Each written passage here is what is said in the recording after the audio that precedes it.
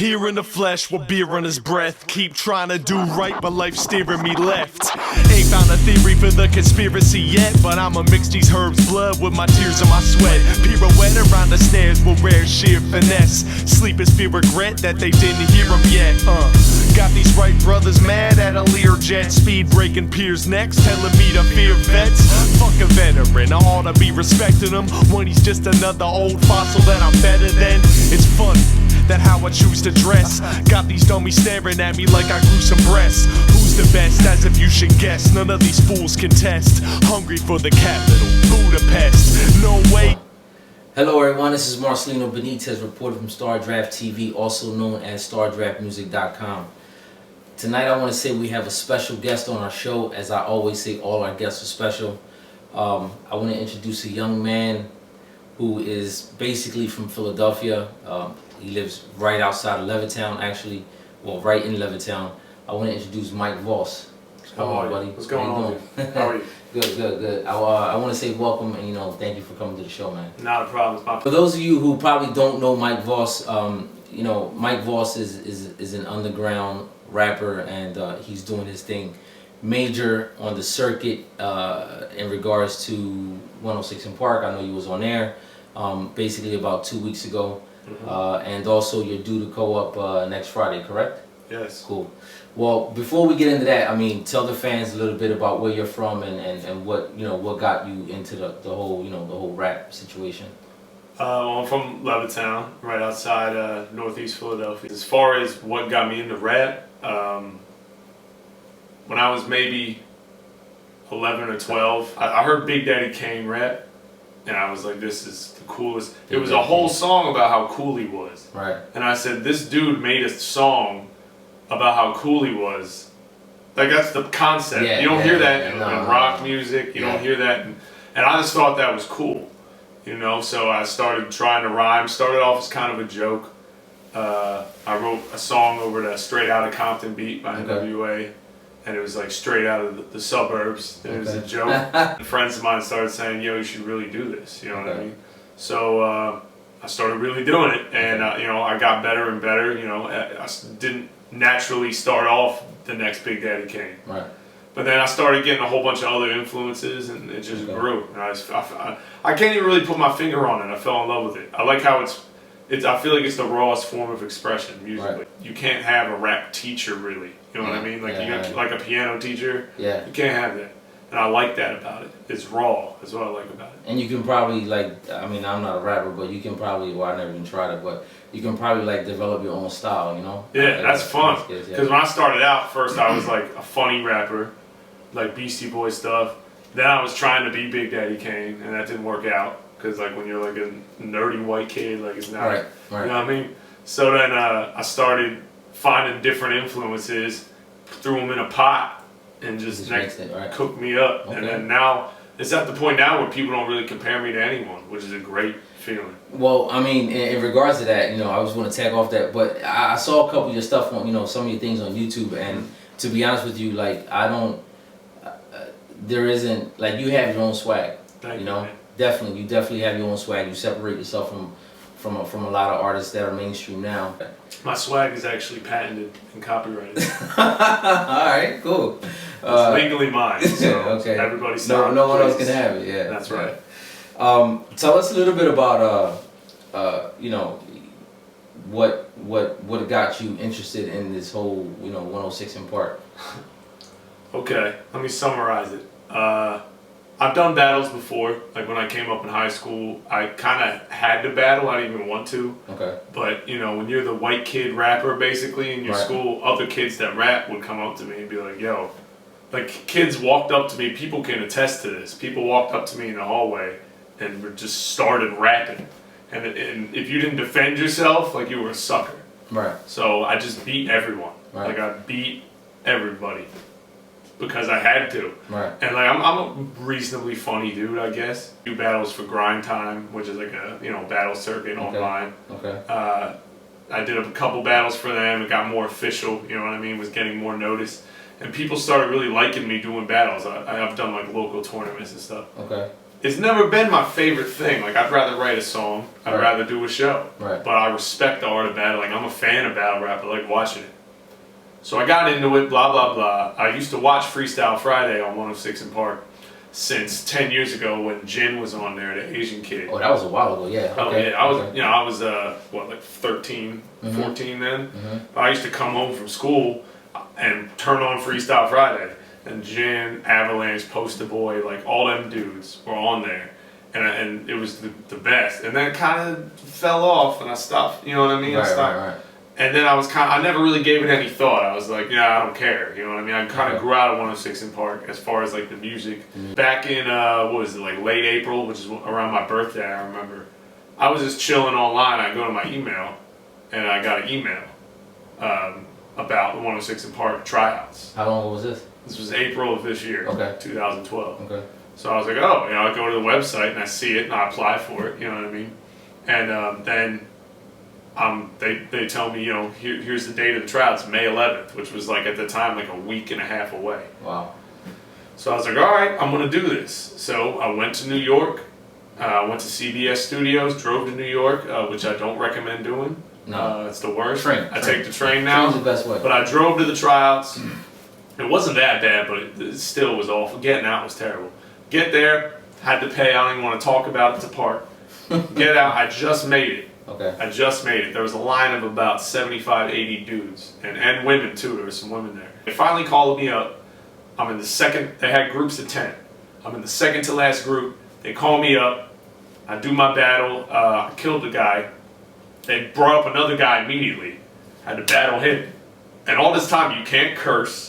It's the tryouts. It's not on TV. Right. But if you curse, you're gone. Right. That whole trip, one curse, I'm out. Out. Right. Third cat I battled, right? Big, older looking dude. Big. Comes up, first line. What the? He's gone. And he's out. Alright. And he's like, I came here from Jersey. And it's like, that's awful, man. I'm sorry. Yeah. So I'm sitting there. I kind of have a mouth like a sailor. So I'm trying not to curse. And I'm freestyling. I didn't have time to write nothing for this. Right. But so I beat another dude, and then finally it was over. They brought in the last group. I beat a dude from that. And then they said, all right, we'll give you a call. Okay. Like we pick you, we'll give you. I finally get a call in like mid to late September, October 5th. I go on, you know, and then the rest is history. I go on October 5th. I battled a kid who's actually from Willow Grove. He's from, you know, just outside Philly like me. And it was a really good battle. He's good, you know what I mean? I battled Capilli, and I wound up taking it in the extra round. So he was the champion? He was the champion. Okay. It's just a small world that I wind up going against a kid that I've seen before. He had written stuff for me. Yeah. And if you bring written, you run out of gas. Yeah. You know what I mean? Freestyle can keep going. Right. So I took it in the third round.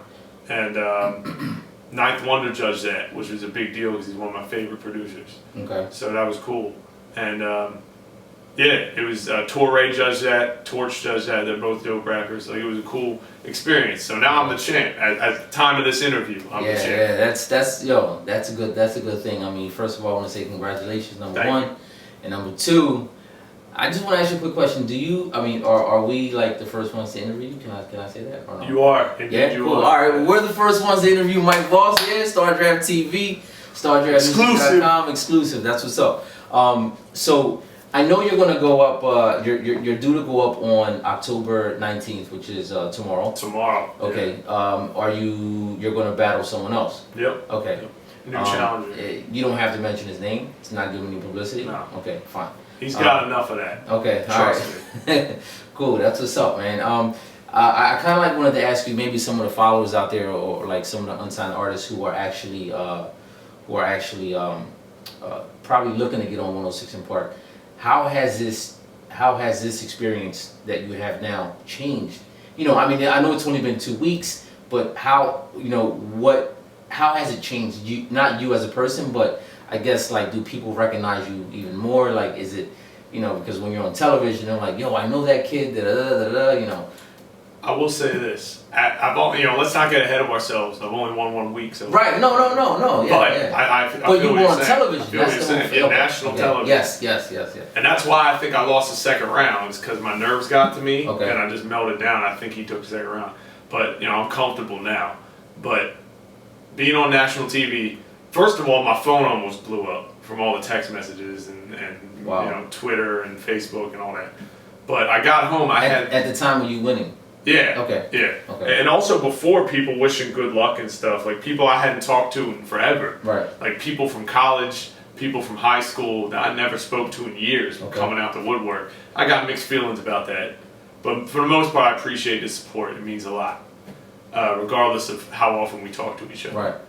But one thing I've noticed that changed since that day when I came back was more attention has been shed on me, period. Okay. You know what I mean? When you're on a stage that big, you know, I got maybe 100 Twitter followers from it, plus, you know, a whole bunch of Facebook friend requests and all these other, you know, people liking my music page, and things picked up. Like there's this statistical proof. Right, right. Just because of that. That's a good thing. I mean, you know, exposure. That's definitely a good thing. In regards to you know, the whole exposure situation, I saw a tweet. You know, you mentioned, you know, Twitter or whatever. I saw a tweet come through about something about texting. I guess, you know, people at home will be like the judge. Honestly, I don't recall ever 106 in Park ever doing that. But explain. The whole time the show's been on, they've never done this. So when I saw those tweets, I basically got in contact with BT and was like, "What's going on?" You know what I mean? And basically, you know, they explained it to me. And I said, you know, how did these other people know? And it was all sorted out. There's no funny business. Like I initially thought. There was no funny business. It's just miscommunication. Basically, for the first time ever on Freestyle Friday, one of the judges, usually they have 3 judges, a panel of 3 judges in the studio. Audience, how many people someone brought, how known they are, that don't matter. And it's judged purely on skill. And the judges decide who wins. That's how it should be. But this week, they're having 2 judges in the studio, like normal. But the 3rd judge is the people watching at home. Basically, after the battle, they're going to have a number come up, and they'll be like, you know, text. If you think the champ won, text this to the number. If you think the challenger won, text this. You know what I mean? And after about, I don't know, 5-10 minutes, however long, whoever has the most gets that 1 vote. But they don't win. Now, the problem is, this dude that I'm battling has he has a lot of Twitter followers, like, which means he probably doesn't have much of a life. He's on Twitter a lot, which is unfortunate. But he has like 16,000 Twitter followers. 16,000. At the time of this interview, I got 600 something. And then the dude, you know, he does a lot of battle rap for Smack and URL, which is like a big battle rap league. So he's on there, and he has over, I think, like 2 million views. Like, the dude is more known than me, and he's good. I'm not going to discredit him. He's good, but he's definitely more known than me. So he's going to have a sheer, just the amount of people watching for him are going to outnumber me. So no matter how bad I beat him, they're going to vote for him regardless. Yeah, you know I mean, I have mixed feelings about that. I'm just like, I'm not a big fan of, you know, when you have something going on to like automatically like just change it within, you know, within the actual mix while it's going on. I mean, this, unfortunately for you, you know, I'm not going to say you're up against something big, but my personal opinion, it's not fair. Number one, they should have it at 3 judges, but that's just my personal opinion. Just mine too. But outside from that, I mean, we definitely wish you the best. Is there anything that you want to tell the followers and the fans, like, you know, I guess for tomorrow? Well, hold on. There's something I want to tell you guys. You need to vote for this guy. I mean, Mike Voss, definitely, he's doing his thing. I mean, he's from Levittown, close to Philadelphia. He's basically, you could say he's from Philly, so Levittown is close enough. I spent more time in Philly than Levittown anyway. Exactly. So, but nonetheless, I mean, please, I mean, give it shout-outs who, you know, promote, do what you gotta, you know. You know, I know it's kind of last minute, but I do need these votes, because what if one of the judges is, you know, maybe a little off upstairs and he votes for the other guy? You know what I'm saying? No. I can promise you this: I'm gonna win. I'm gonna genuinely. The only way I will lose is if I am cheated. I will not lose. No one. The state of mind that I'm in, no one can beat me on this show. I will not lose to anyone. I made a promise to myself and to a lot of people that are important to me that I'm going all 5 weeks and I'm going to beat everyone. This guy included. Everyone will be beaten. It's nothing personal. I don't have any vendettas against this dude or anybody else, but they will all lose.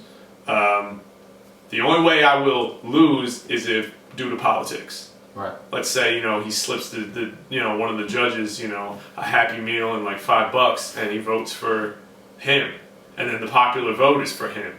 But if everyone out there bands together and watches the show live at 6 p.m. on BET, you can check your listings. BET, 6 p.m., 106 in Park. Watch the show, and after the battle, if you post on Facebook, hey, text Champ to this number, you know what I mean? Post on, Twitter, Tumblr, anything else. That'll help a lot. You don't realize how much that helps. Because who knows, his fans might get lazy and not vote. You know what I mean? Even though there's a whole bunch of them. They might just rest on their laurels. Like, he already has enough fans. I'm the underdog here. Yeah, I mean, we know you're going to bring the heat, man. I am. I can't not do it. So, I mean, hey, we got Mike Voss here. It's Marcelino Benitez, reporting from Star Draft TV. I want to say thank you for coming on the show. We're gonna bring him back up to see what's going on as far as your future and what else you're doing. And music. And your music and stuff. Music's more important than battle. So yeah, definitely. But Mike Voss, current champion, Levittown/Philly native. Watch him on BET 106 in Park, October 19th, correct? Friday. Be sure you vote, text.